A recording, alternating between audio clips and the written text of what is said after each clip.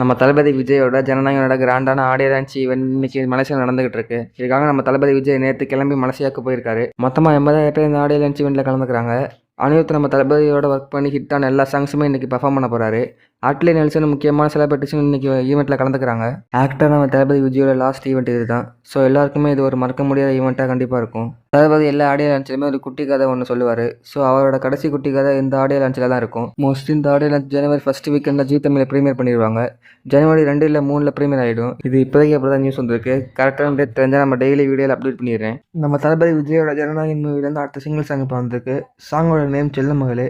அனிருத் மியூசிக்கில் விவேக்கோட லிரிக்ஸில் நம்ம தளபதி விஜய் அந்த சாங்கை பாடியிருக்காரு. முக்கியமாக ஃபேமிலி ஆடியன்ஸுக்கு கனெக்ட் ஆகிற விதத்தில் அந்த சாங் இருக்குது.